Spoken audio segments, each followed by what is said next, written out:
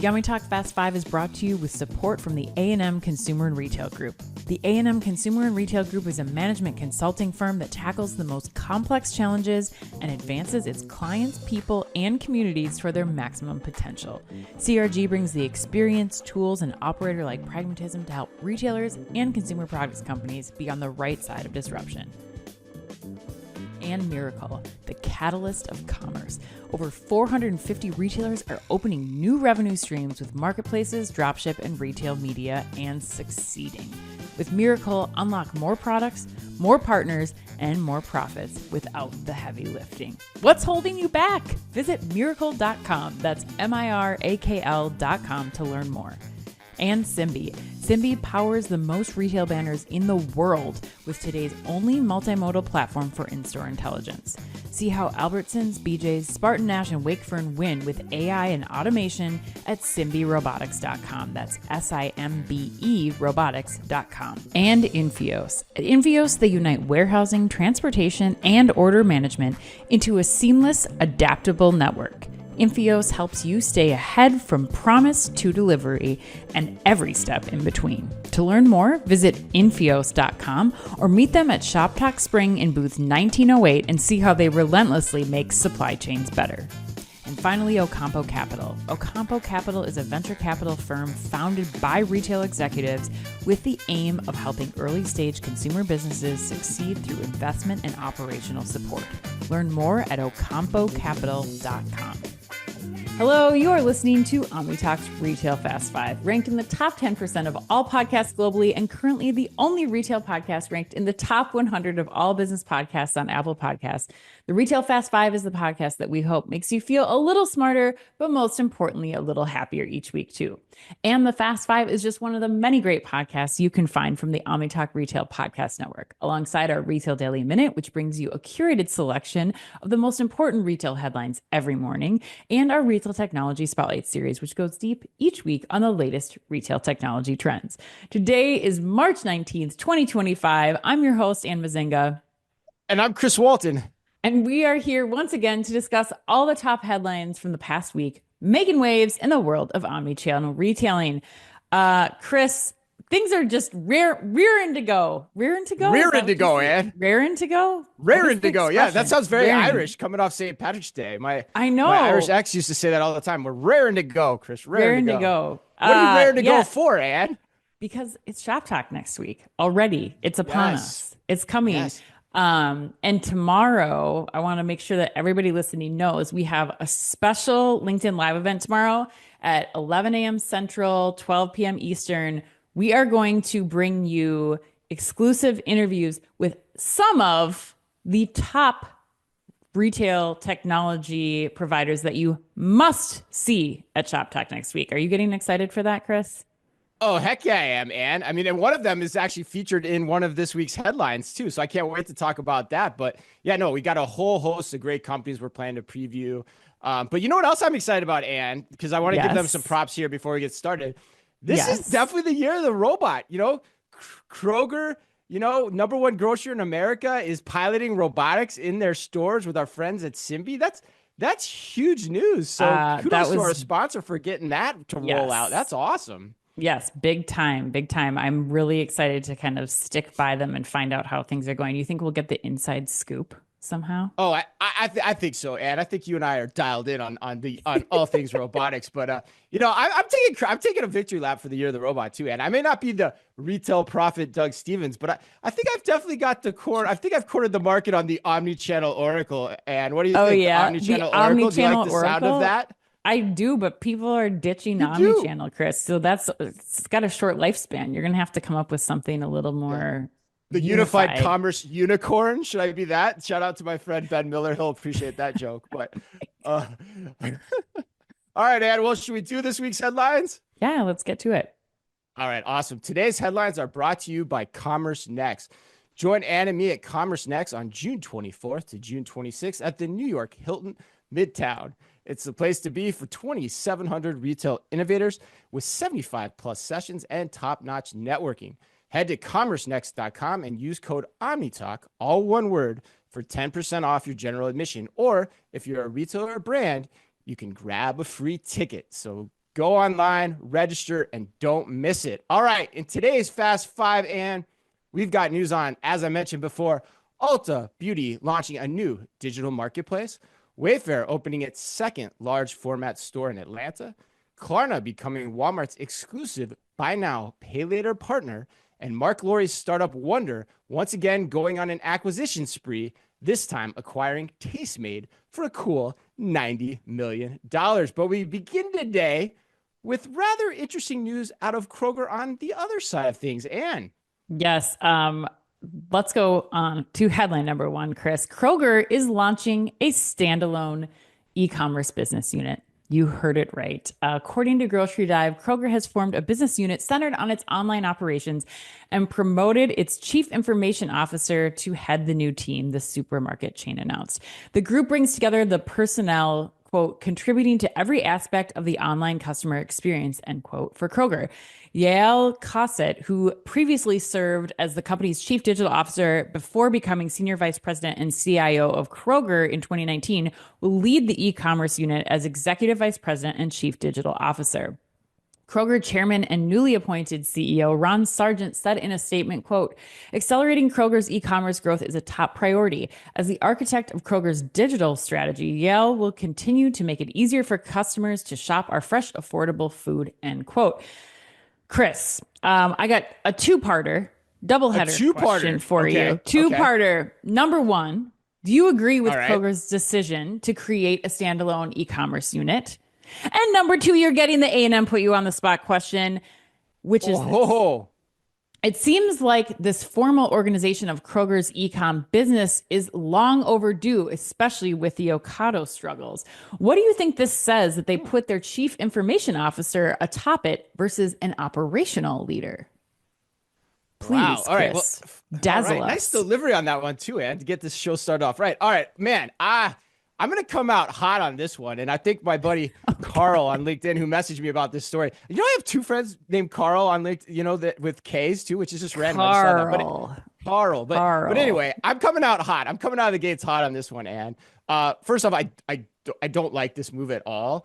And secondly, to get to the A&M question, I don't agree that the premise of this move is long over.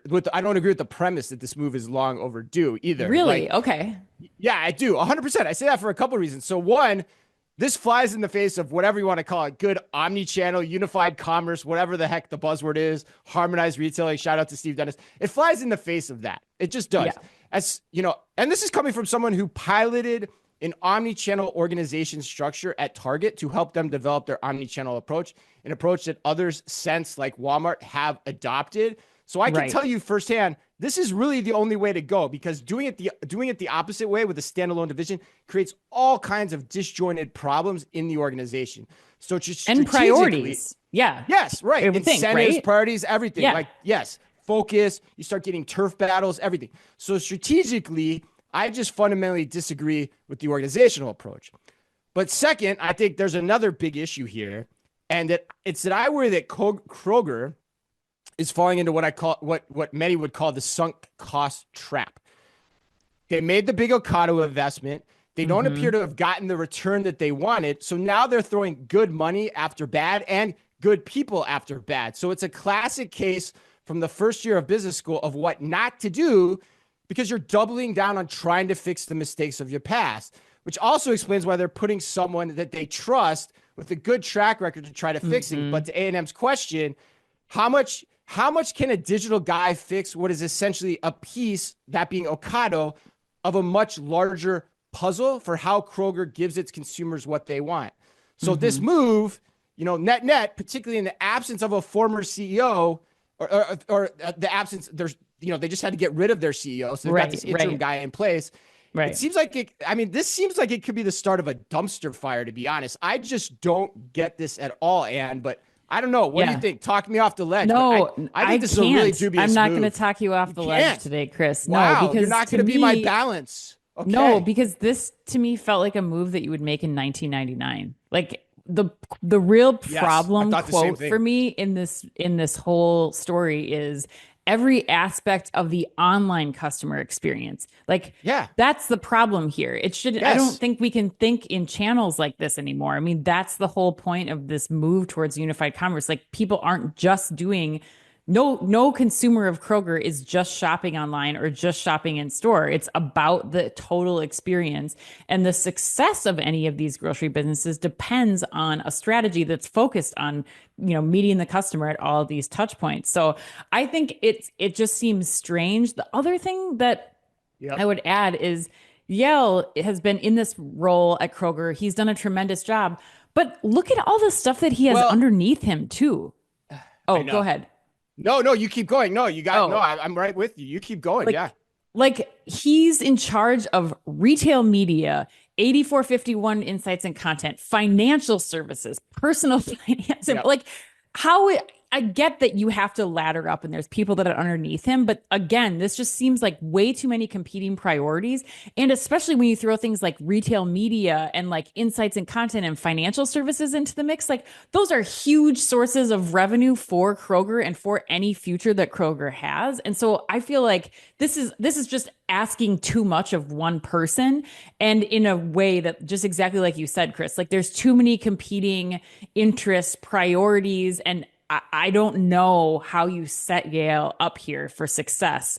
But it seems like the totally wrong way to be thinking about it.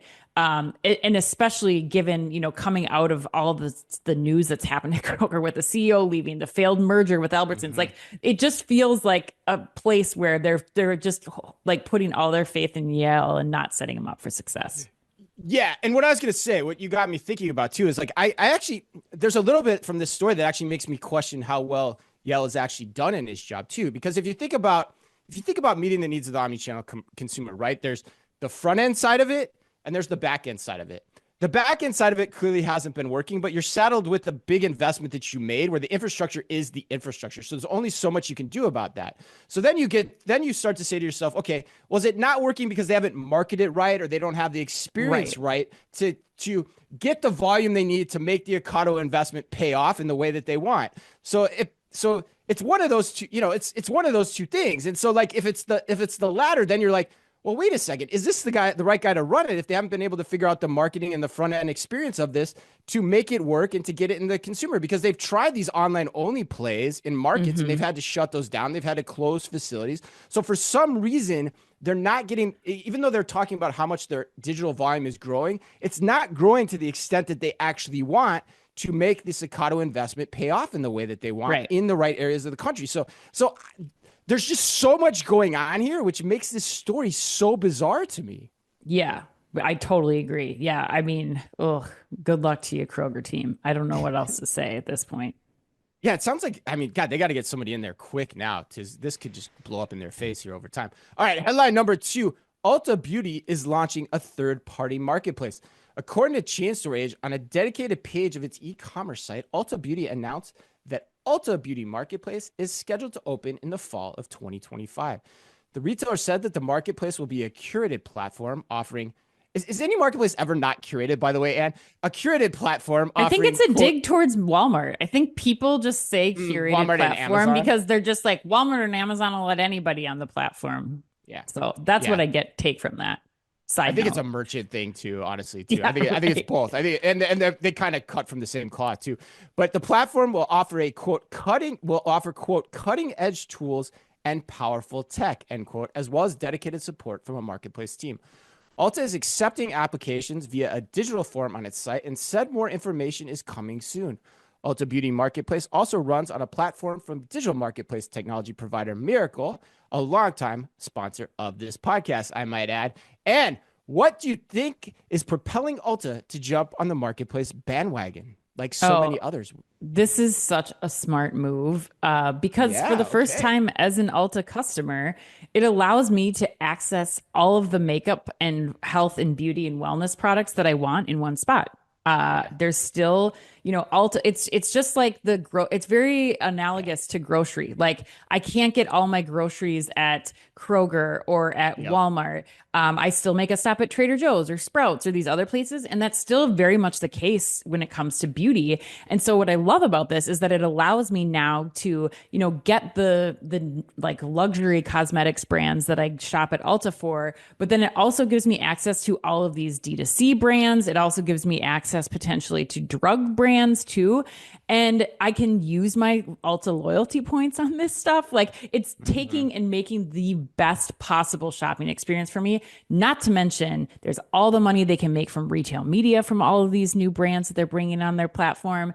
And finally, I think the beauty of this is that never before has a retailer in this category been able to see some of the adjacencies that are happening with their brand, that with products that are outside their four walls. Like Ulta knows that I buy this moisturizer and this foundation and this concealer, but they haven't been able to see like what products am I shopping for in drug? What products am I shopping for online with like a specialty retailer? And so I think this is just creating a flywheel for Ulta that will just propel them into the future. And I absolutely love it. But Chris, I'm not the merchant of the group. So tell me what your thoughts are. Like, what are there complexities to this or things that I'm not thinking about when it comes to like the curated marketplace? No, I think you nailed. I thought you nailed it. I think what you're essentially getting at, and I was going to bring this up later, but you actually made me think about it now. I was going to bring it up in the fifth headline, but I go back to the podcast we did with Claire Cherry on investor perspectives in retail, and if you haven't listened to that, folks, it's a really great one. And she changed my thinking about many of the trends that are happening, or at least opened my eyes to them. And I think what you're getting at here is there's so much activity on social media, so many startup brands on kind of the the kind of the food or beauty products as medicine kind of trend, like to for healthier living, right? Yeah. And so as Ulta, there's no way that you can keep up on those, and there's no way. Also, you don't want to invest in them on a nationwide store rollout either. It's just silly. Yeah. So you want to give your customer access to those, and that's essentially what they're doing here. So I don't know, and I come back to it. So the other point that I make too is, we've talked about this being the year of the robot. My God, it's also the year of the marketplace. I mean, in the last 3 months since the start of 2025, we've got Best Buy, Janie and Jack, now Ulta. And for me, I mean, ultimately to me, I think the rationale for a marketplace is so simple for the reason, and it goes to what you were just saying, but they're much easier to do than they ever were before, and hence because of companies like Mirakl, they just make standing them up much, much easier. Right. Two, as a retailer, to your point, you don't own the inventory. So you can give your customers more options, which digital, as we've said 1,000 times, and you hit on this too, is about personalization and options. And therefore you get high added margin from doing this. And then third, which is the point we haven't really talked about yet, third is retail media. Like Ulta's growth is slowing. So it wants sales and retail media to be the bump to help juice its performance, clear and simple. And I think every retailer is starting to see that. And that's why you're seeing this growth. And that's why, I mean, honestly, 2025, man, it's explosive on the marketplace front. Yeah. Yeah. I am very, very happy with this. And you're pumped about this, huh? I am. Well, I think that the loyalty angle is so smart too. Like, I think this is the category where loyalty really, really matters. And the points that you get, like, my purchasing decisions and the locations that I'm choosing to purchase from are driven by my loyalty points that are associated with Ulta. So I'm making choices about that. And now that I have so much more to choose from the online marketplace, and being able to get all those brands in one spot, I think is another thing that you can't discount here with the marketplace standing up. And to your point before too, like if I know that if I know, and so like, for example, if I know you're buying a beauty product, like I imagine there's some correlation there with what food you want to buy. So the CPGs are going to probably want to advertise on this platform from a retail media perspective. So I mean, it just gives so many angles to scale, the retail media play as well. It's fascinating. Yeah, high frequency. It's like, it makes so much sense, especially coming out of grocery. Like, this is the next high frequency place that you're purchasing over and over and over again. And so the data is, almost as valuable now as grocery store data. It's like one of the second categories that after that people are shopping again and again and again. So, all right, well, let's move on to headline number 3. Wayfair plans to open a 150,000 square foot store in Atlanta in 2026. According to Chain Storage, yet again, The online home furnishings giant will open its second large format store at the District at Howell Mills Shopping Center in Atlanta. Set to open in 2026, the 150,000 square foot space will offer an immersive one-stop shopping destination for all things home. The Atlanta store will mark Wayfair's second large format location, the first one, of course, opening in May of 2024 at Eden's Plaza in Wilmette, Illinois.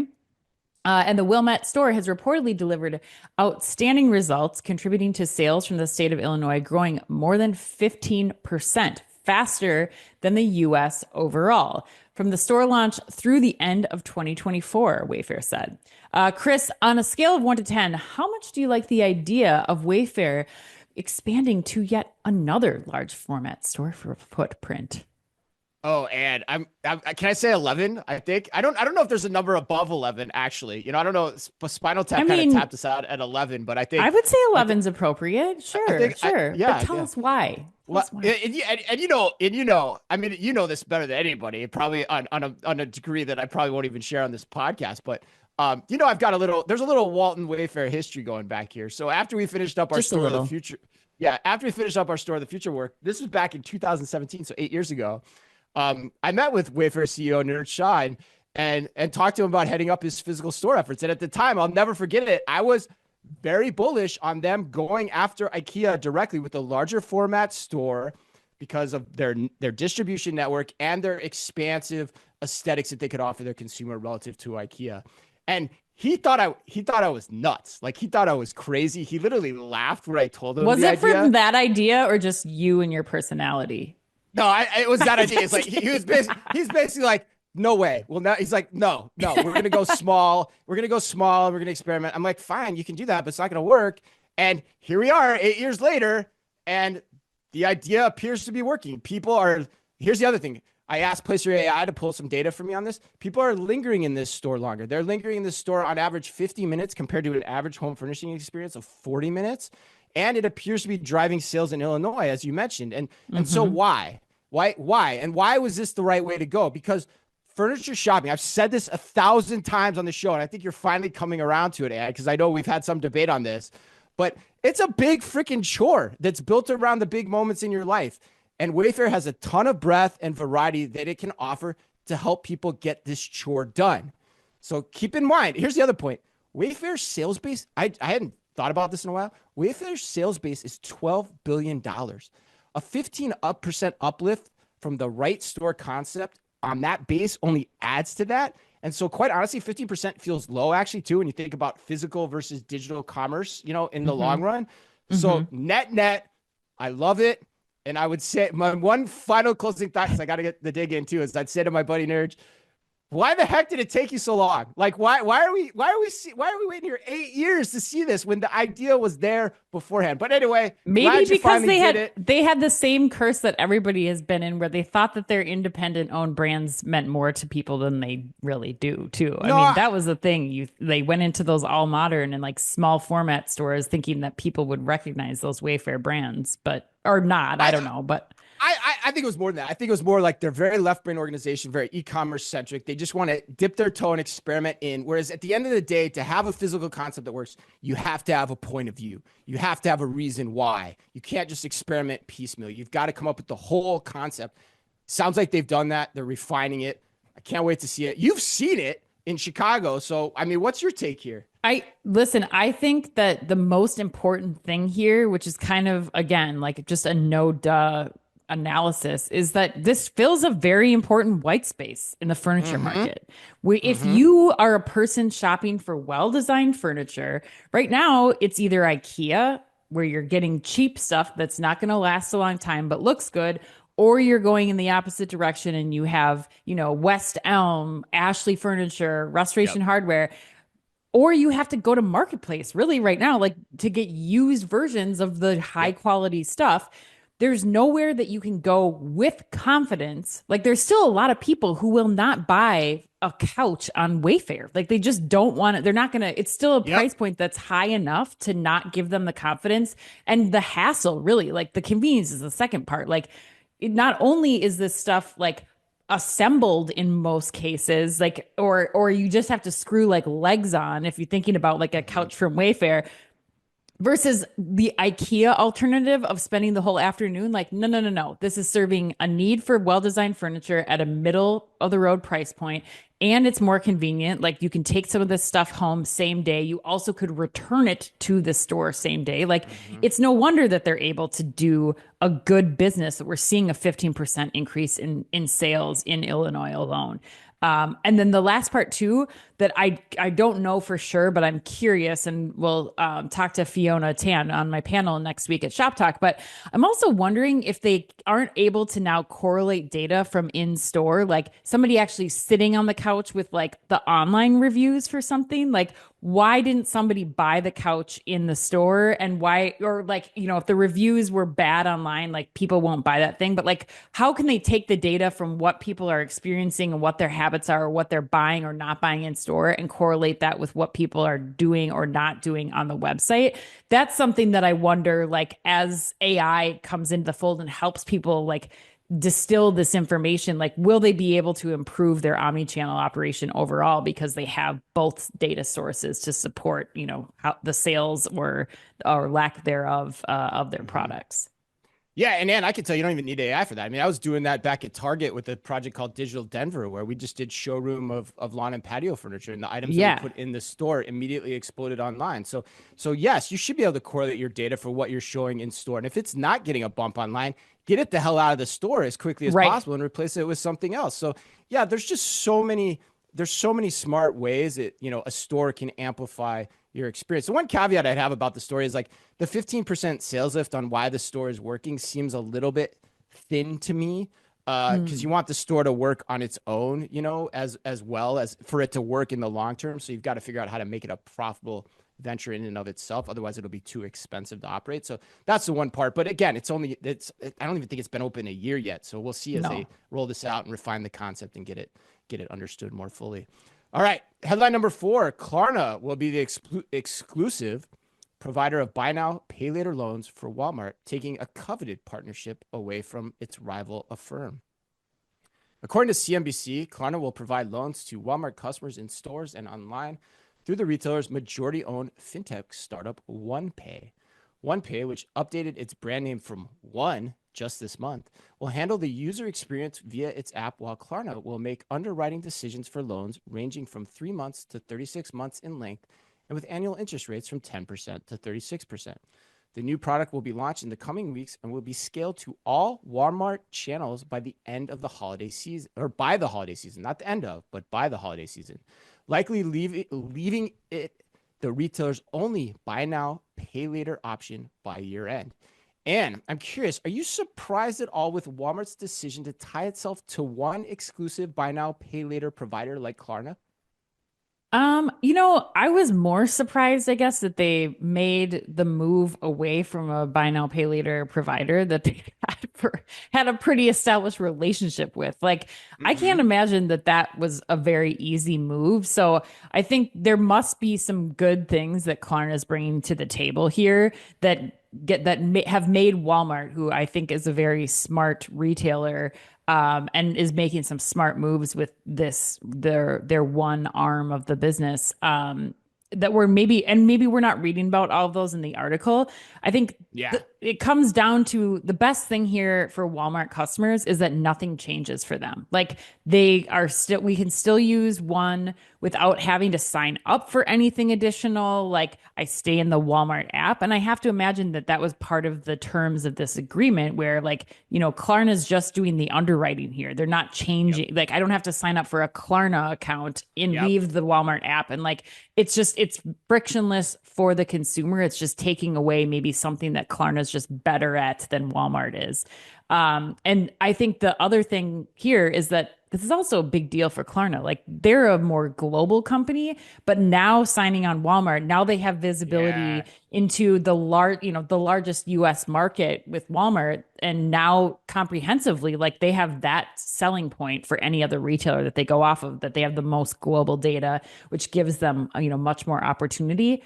And I wonder if it doesn't help make it more easier to spot bad actors too. So like if I know, somebody's using Klarna at a retailer, in Europe and somebody's using Klarna in Walmart, like will they have better visibility to that dashboard of maybe people that are not using this service effectively or who are not paying back their loans? Like, does that give them greater visibility too? I don't know that for sure, but it would be something that I'd be curious about. But were you surprised? Like, where do you think about this?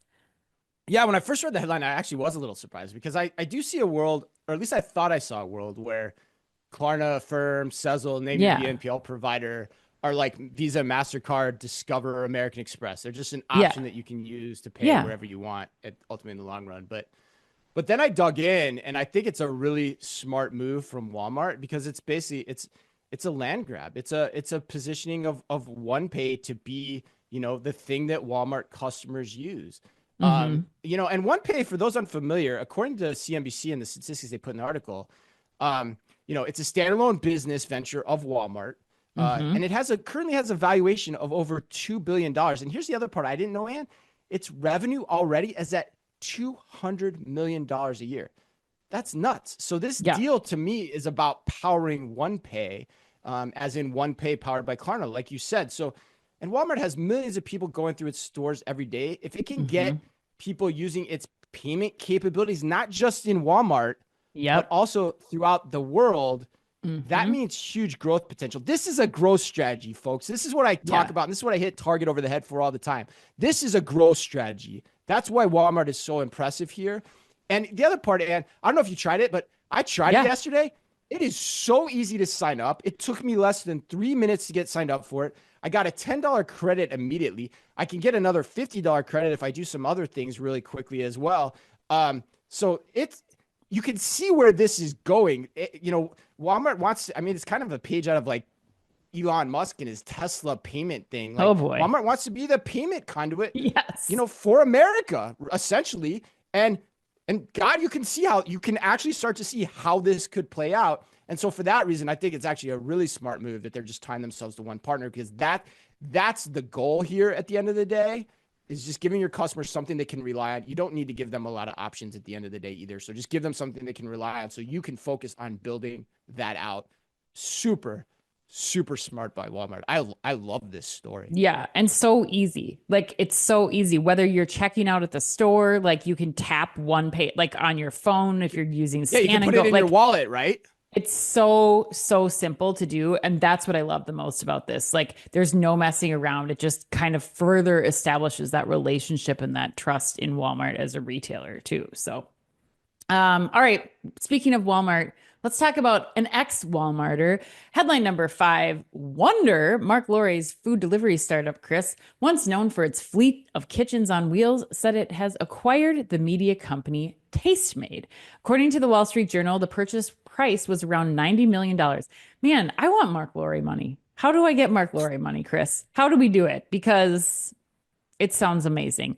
Timberwolves, Tastemade. Got to know how to sell to the trends, and I guess you just buy whatever you want. Okay, Sell well, promise. according to people familiar with the transaction here, the deal is also the latest step in Wonder's effort to create a mealtime super app encompassing elements such as takeout, delivery, meal kits, and now an international production company, content studio, and advertising business. Wonder in 2023 put the kibosh on its plan to build a nationwide fleet of kitchens and vans that cooked hot curbside meals, shifting to a less costly model. Its flagship business now offers pickup, delivery, and dine-in from multiple restaurant brands, prepping dishes in a large central kitchen and cooking them to order at 38 restaurant locations. It also acquired the meal kit brand Blue Apron in 2023 and the food delivery startup Grubhub in 2024. The acquisition means viewers who want to watch a famous chef make her signature pasta on a Tastemade streaming channel, for example, may soon be able to easily order the dish to their door through Wonder, Grubhub, or Blue Apron, Tastemade co-founder and CEO Larry Fitzgibbon said. Chris, does Wonder's Tastemade acquisition make you more or less inclined to buy into Wonder's super app for mealtime positioning? Oh, man. The super app positioning? No. But I want to explain that, Ann, and I'm dying to hear what you think too. But So Yeah. first of all, the valuation for Wonder is out of control. I mean, 3.5 billion, I think they said in No. 2022 is the last valuation. If memory serves, and don't quote me on this, but I feel like Walmart acquired Jet for 3.6 billion, if I'm not mistaken. It was something like around that. So like, so Ugh. this is like nuts. It's out of control. But I gotta tell you, Ann, like, I don't know, maybe I hit myself on the head last night as I was getting out of the shower or something, but I kind of more and more like what he's trying to do here. But instead of this super app for mealtime, my handle would be like a personalized on-demand chef for anyone that wants one. That's really, Mhm. I think, what hooks me here. I love The that. super app Yeah. for mealtime, I just don't get that. I'm like, what is that? But if you give me a personalized chef for everyone, if anyone in the world can have a personalized chef, that's cool. And Lori, like I mentioned earlier at the show, he's hitting on all the trends here. He's hitting on food as medicine, the inspirational social commerce and conversational commerce angles as well. So, you know, and my one question with this though is how in the world does anyone ever make money with that idea? Like the logistics of it seem just impossible to line up all the ingredients to be everyone's chef on demand. But maybe there's like a middle ground here, an in-between position that Wonder's trying to go for that I just don't understand yet. And so like, but just on the pure audacity side of venture capital, going after something big and bold for an idea that has a hook and could work, I think for that reason, I think it's a great idea and I actually like it. And I don't know what's wrong with me. I don't know if I have a fever. I'm having a fever dream. I don't know, but I actually like something that Marc Lore is doing. Now, I think people need to be cognizant of just how big they need to get behind this idea, which he's very good at Right. doing. But fundamentally, as a concept, I like it in principle. Okay, but I love your concept of like democratizing personal chefs for all people. But Chris, like if you had a personal chef, what is the beauty of having that personal chef? Like you can The beauty of it is like all the ingredients that, and again, there's gonna have to be a high willingness to pay for this too. But the beauty of it is that the beauty of it is like, if you have dietary restrictions or Yep. whatever you're in the mood for, you can go on the Yep. app, you can get in, you can actually just look through your social media feed and, with AI, it should over time be able to understand all those things. So it can serve me up like 10 things I find inspiring for dinner. Boom, click it. I want it. Here it comes to my house. Yes. That's kind of cool. Yeah. Well, what you're getting to, and the question that I was asking you is really you have choice because right now, when you get home and you want something to eat, you either have the option of making it, ordering all the ingredients, or going to the store to get all the ingredients, or door dashing something and Yep. you're getting the best case scenario. And so what I actually really like about this is that when you look at all the pieces that Lori's bringing together here, he's bringing in the more opportunity and choice for the consumer. I think Yep. it still plays on Yep. Gen Z, especially their willingness to like DoorDash anything. They'll DoorDash food instead of making it.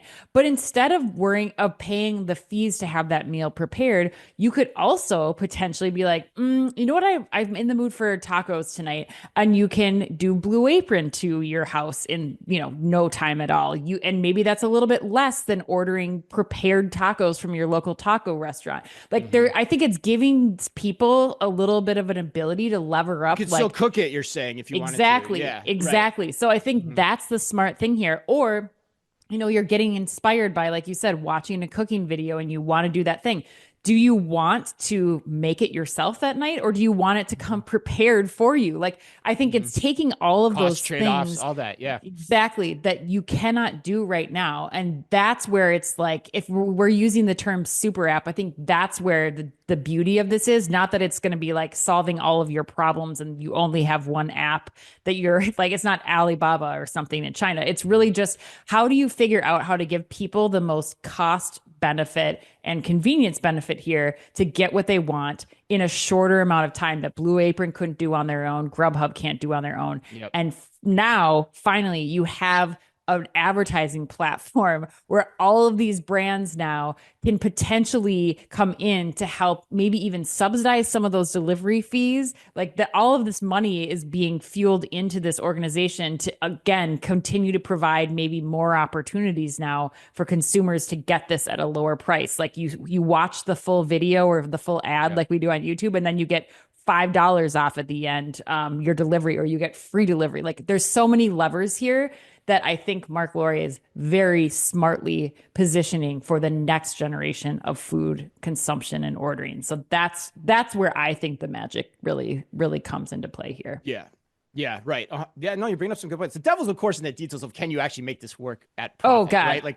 Like assembling all those ingredients and getting them to be able to do this, it just seems like impossible to me without, charging just a hell of a lot of money. But I don't know, maybe. But I think the point you're bringing up, though, is really interesting. Is like, it is a universal point of friction. Food, and what we eat is constrained by what we have available and what we know how to do. And so this is eliminating that point of friction in people's lives potentially as a concept, because it gives you choice. And what does Bezos always say? Choice is one of the universal truths of the human psyche. And so I think you're hitting on it, Ann. I think, yeah. So we both like this. I was kind of surprised that you're kind of in on this too. So that's fascinating. Well, at this point in time, like if Marc Lore is going to do it, I need to learn a thing or two. He needs to write a book so we can all learn how to just like open our mouths and no words come out and people just start throwing money at us. I need to figure out how I can make a career out of that. So I'll follow Marc until this. Yeah. Until we find out what happens, we'll probably follow him on the next one too. It's an interesting pivot though, too. Like, they start out with the food trucks and we were always like, how's that going to scale? You can't scale that. You can't have food trucks everywhere. That's just not economical because you need one everywhere you go. But, if they can find a centralized kitchen, and figure this out, I don't know. I greater men and women and everyone else than you and I have probably more experience on the cloud kitchen aspect of this, Ann. But God, it's audacious. Okay, well, we're going to move from cloud kitchens to Irish pubs. So let's go to the lightning round. Now we're talking. Question number one for you. Heineken is helping fourth generation Irish pub owner Josie McLaughlin, who owns McLaughlin's Bar, to find his next successor. The only requirement that Josie has here is that you must have the last name McLaughlin. Chris, I'm wondering, would you consider changing your last name from Walton to McLaughlin to save this man's family bar and move to Western Ireland for a new career as a barkeep? Too right I would, Ann. And as the Irish would say, I might as well be hung for a sheep as I am hung for a lamb. Because my question would be, how long does it take to do the name change? I don't know if they'd want me running a bar. I don't know if I'd actually want to at the end of the day, but yeah, sign me up. Oh my God. Hung for a sheep is hung for a lamb, man. Yes. Yeah, why don't you know? I don't get that. I don't get that expression. It just means like, I don't know. Let's look it up later. I can't explain it either, but I know. I become Seamus O'Walton for an Irish bar. Yes, 100%. All right. Oh my God. Next one. Unimpressed Mariah Carey went viral this week for her reaction to iHeartRadio Music Awards 2025 tribute.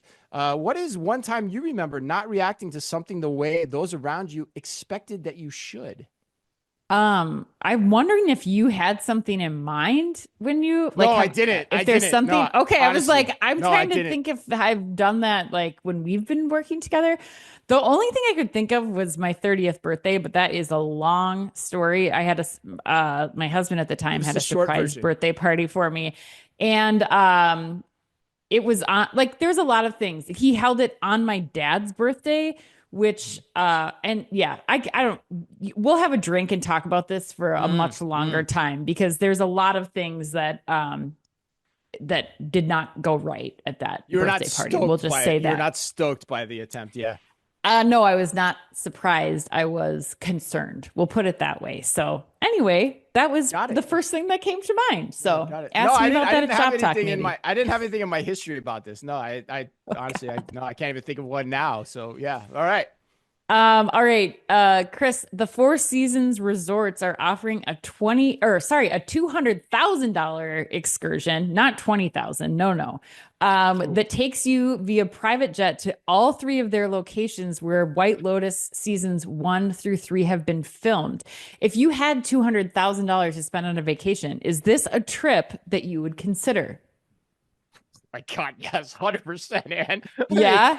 If I had $200,000 to spend frivolously on stuff like this, yes, 100%.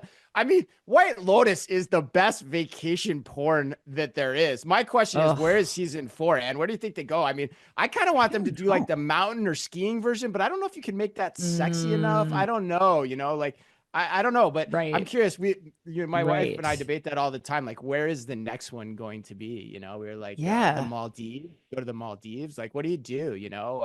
Or South America. South America, like, probably. Where's it going next? But yeah, so yes, 100%. I'm all about it. All right, last one. The Happy Gilmore 2 trailer is out, and rank your 3 favorite Adam Sandler movies. Billy Madison. That's where I remember when you were saying Carl. Do you remember that reference where he's like, Carl? Because Carl's trying to tell him he can't spend his money. Billy Madison, Happy Gilmore, and then Uncut Gems. I loved that movie. I thought that was really in good. my 3 too. Yeah. What are yours? Yes. Yeah. Mine are Happy Gilmore, probably Happy Gilmore number 1, Uncut Gems number 2, and then Big Daddy number 3. I like Big Daddy too. That was cute too. I forgot about that one. Yeah. But no, I like Billy the Madison basketball all the one way. He did too. I don't remember what that's called, but he did that basketball movie too, which I can't for the life of me remember the name of it. But yeah, no, he's got a quite the encyclopedia of good films. So, and you're not coming to my bar mitzvah was actually very good too. You're absolutely not invited to my bar mitzvah. It's like his whole family's in that movie. It was very very well done. Yeah, I thought it was really cute. Wedding Singer's good too, and that's another good one. Remember the Wedding Singer? That almost was the Bobby Boucher one too? The Water Boy. The Water Boy, yeah, that one was funny. That was a good one too. I've never seen The Water Boy. They're all good. No. Yeah, he's a unique talent. They're all marginally good. Some are marginally better than others. All right, happy birthday today to Bruce Willis, Theo Vaughn. Shout out to him for making the podcast, and to the woman who made shower crying an art form in The Big Chill, the great Glenn Close. And remember, if you can only read or listen to one retail blog in the business, make it OmniTalk, the only retail media outlet run by 2 former executives from a current top 10 U.S. retailer. Our Fast 5 podcast is the quickest, fastest rundown of all the week's top news. And our daily newsletter, the Retail Daily Minute, tells you all you need to know each day to stay on top of your game as a retail executive, and also regularly features special content that is exclusive to us and that Ann and I take a lot of pride in doing just for you. Thanks as always for listening in. Please remember to like and leave us a review wherever you happen to listen to your podcast or on YouTube. You can follow us today by simply going to youtube.com/OmniTalkRetail. So until next week, we'll be out at Shoptalk broadcasting from the Expo Hall floor. Until then, on behalf of all of us at OmniTalk, as always, be careful out there.